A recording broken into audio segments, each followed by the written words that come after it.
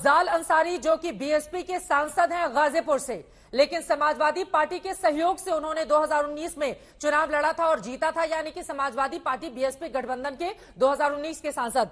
उनकी ओर से कहा जा रहा है अतीक शूटआउट राजनीतिक षड्यंत्र है, सोची समझी साजिश है, अफजाल अंसारी की ओर से कहा जा रहा है। और साथ ही ये भी वो बताते हैं कि अतीक शूटआउट पर 3 नहीं बल्कि 5 शूटर्स थे। इस बात की जानकारी उनको कैसे लगी? बहुत चर्चा है कि अतीक के बाद मुख्तार का नंबर है, लेकिन अभी नंबर नहीं है। मारने वाले से बचाने वाला ज्यादा बड़ा होता है, ये कह रहे हैं सांसद महोदय। अहंकार तो रावण का भी नहीं बचा, ये भी जिक्र करते हुए नजर आ रहे हैं। और साथ ही शलभ जी आपके लिए सवाल भी खड़े कर रहे हैं, यूपी में परिंदा भी पर नहीं मार पाता तो फिर इतना बड़ा हत्याकांड कैसे हो गया? इस सवाल का जवाब आप दीजिएगा अफजाल अंसारी की ओर से, चूंकि एक मामले में 29 अप्रैल को फैसला आने वाला है, उसके ठीक पहले का उनका ये इंटरव्यू काफी महत्वपूर्ण हो जाता है। लेकिन मौलाना मदनी की ओर से भी एक बयान दिया गया है। वो बोल रहे हैं हत्याकांड साबित करता है कि प्रदेश में कानून का राज पूरी तरह से खत्म हो गया है। पीएम और एचएम इस घटना के बाद लोगों में पैदा हुए अविश्वास के माहौल को कम करने के लिए आवश्यक कदम उठाए। मैं अपील करता हूं ताकि लोगों में जो तनाव है वो खत्म हो पाए और दूसरे समुदाय के प्रति दुर्भावना भर गई है उसे खत्म किया जा सके। शोएब जमाई जी, मैं आपके पास आते हुए, ये दूसरे समुदाय के प्रति दुर्भावना भर गई है, उसको खत्म किया जा सके।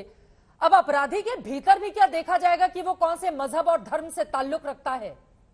क्या ये दिन आ गए हैं उत्तर प्रदेश और देश के कि एक अपराधी के भीतर हम धर्म के चश्मे से अपने अपने हिसाब से फैसला ले रहे हैं? चित्रा जी, मुझे लगता है कि जो सत्ता पक्ष में बैठे हैं कभी कभी उनको आईने में झांक कर देखना चाहिए। शलभ मणि त्रिपाठी जी खुद एक बड़े जर्नलिस्ट रहे, पत्रकार रहे, लगता है काफी मासूम है, भूल जाते हैं कि इन्हीं की पार्टी के एक एमपी है, member of parliament Brijbhushan Singh, जिनको वेट लिफ्टिंग बॉडी का जो है चेयरमैन भी बनाया गया। उन्होंने आपकी ही चैनल है, सिस्टर चैनल है लंदन टॉप, उसका खुद कैमरे पे कबूल किया था कि मैंने एक हत्या की और उनके ऊपर कितने सारे आपराधिक मुकदमे दर्ज हैं। कौन नहीं जानता है कि रॉबिन हुड छवि के या गैंगस्टर जैसे लोग, कितने लोग हैं जो राजनीति में आज सत्ता पक्ष में हैं और या तो मेंबर ऑफ पार्लियामेंट हैं या मंत्री हैं या विधायक हैं। ये बहुत पहले से चला आया है, इसमें कोई शक नहीं कि यहाँ से कि अतीक अहमद एक बड़े गैंगस्टर थे, लेकिन साथ ही साथ मेंबर ऑफ पार्लियामेंट भी थे, 5 बार के विधायक भी रहे। मैं नहीं कह रहा हूं कि अतीक अहमद के किसी अपराध को कोई हम लोग समर्थन कर रहे हैं, लेकिन ये सवाल तो जरूर पूछा जाएगा कि जिस चिट्ठी की बात शाइस्ता ने कही, चिट्ठी में लिख के कि अतीक और अशरफ को जेल से बहाने से निकाला जाएगा और उसकी हत्या कर दी जाएगी, कौन है वो पुलिस अफसर, कौन है वो मंत्री जिसके इशारे पर काम हो रहा था, इस चिट्ठी पर भी सवाल उठ रहे हैं। अशरफ ने आप ही के चैनल आज तक पर यह कहा था पुलिस वैन में कि हमसे बड़े पुलिस अफसर ने कहा है कि आपकी हत्या करवा दी जाएगी बाहर निकाल करके। हमने जब बिल्कुल उस लिफाफे पर ही डिबेट की थी कल हमने, शोएब जमाई जी, जब जो उस दिन हुई थी हत्या, तो कलविन अस्पताल की जो सीएमओ है, चीफ मेडिकल ऑफिसर ने कहा था कि हम लोगों को नहीं बताया गया था कि अतीक अहमद को लाए जा रहे हैं, और अगर प्रशासन कहती तो हम लोग खुद जेल में जाकर के पूरी मेडिकल जांच कर देते, पूरी टीम। ये कलविन अस्पताल की सीएमओ कह रही है। हम ये कह रहे हैं कि जो ये 3 हत्यारे आए थे, जो लोग यहाँ से जिगाना पिस्टल लेके आए थे, 7-7, 10-10 लाख रुपए वाला पिस्टल, उनको वो कौन प्रोवाइड करा रहा है? ये कहाँ से आए थे तीनों अलग अलग यहाँ से गरीब? और सवाल ये कि मुद्दा धर्म का हमने नहीं जोड़ा है। आपको याद है, आपकी चैनल नहीं दिखाया, बीप करके दिखाया, जय श्री राम का नारा किसने लगाया? अतीक की हत्या करते ही जय श्री राम, मैं सरेंडर करता हूँ, मैं सरेंडर करता हूँ, जय श्री राम, ये इन्हीं 3 हत्यारों ने लगाया। हाँ, तो वो जो लवलेश तिवारी है कर रहा है ना, अगर ये नारे भी उन्होंने लगाए हैं तो हत्यारों का कोई समर्थन नहीं कर रहा है।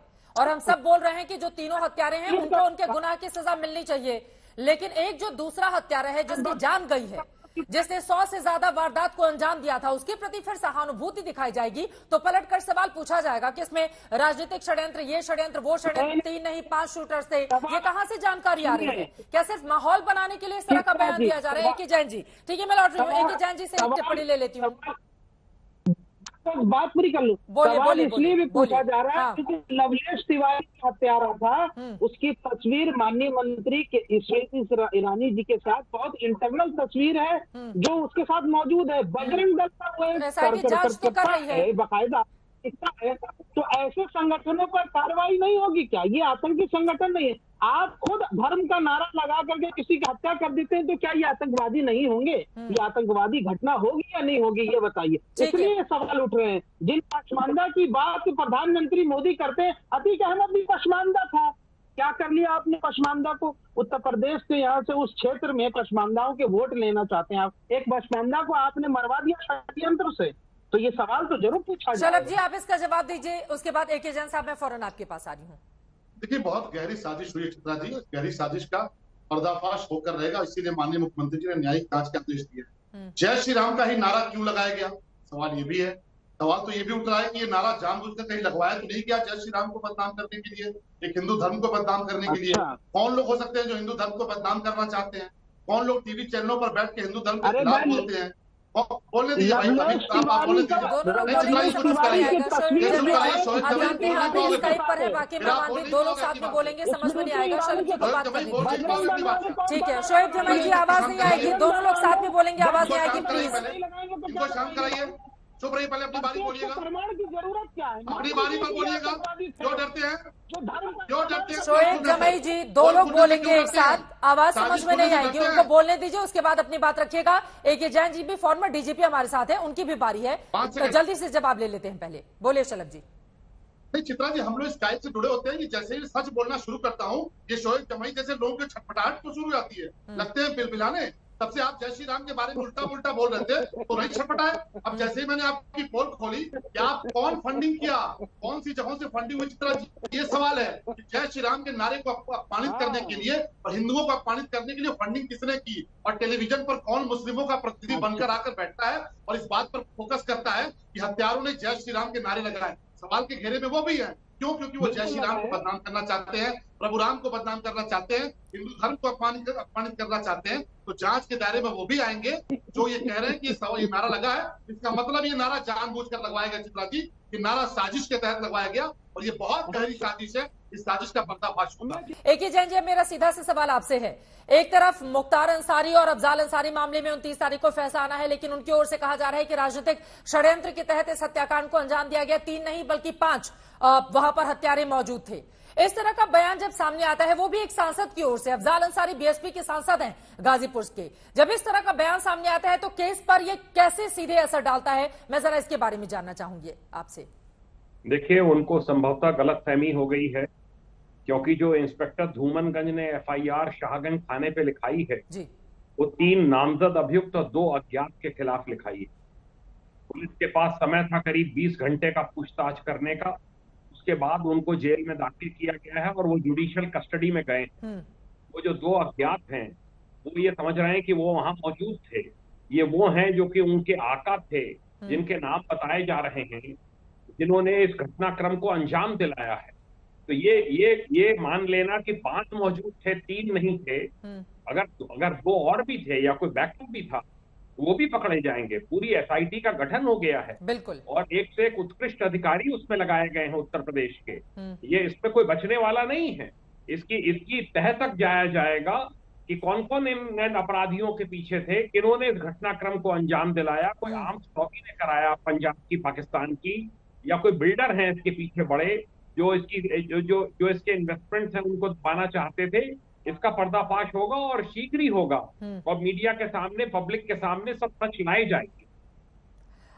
जब पुलिस कस्टडी में अपराधियों की मौत हो जाती है, एसआईटी का गठन किया जाता है, एसआईटी के सामने वो 5 सवाल जिसका जवाब तलाशने की जल्द से जल्द उसकी ओर से कोशिश की जाएगी, उसको कैसे रखेंगे देश के सामने? एके जैन जी, आप देखिए, 3 जो पकड़े गए हैं इनका पुलिस कस्टडी रिमांड लिया जाएगा। हाँ। इनसे रिकवरीज के लिए पूरा प्रयास होगा। पुलिस कस्टडी रिमांड लेने के लिए मैंडेटरी होता है कि एसआईटी उनका बयान ले जेल में जाकर, और बयान लेने के बाद जब वो कहेंगे कि हम ये रिकवरी करा देंगे, कि हमें जो भी रिकवरीज उनको करानी है, तब उनको पुलिस कस्टडी रिमांड पे लिया जाएगा। ये जो घटना, आपकी आवाज आ रही है, अपनी बात को पूरी करें आप। आपने कहा ये जो घटना है, जी जी, हाँ, घटना को कहां पर इसको पूरी घटना की प्लानिंग की गई, कौन कौन इसके पीछे थे, जिन्होंने ये अपडेट दिया इनको कि इस तरीके से ये अस्पताल में लेके जा रहे हैं। हाँ। और यहाँ पर मीडिया वाले हैं, इसलिए आप मीडिया कर्मी बन के इसमें सम्मिलित हों।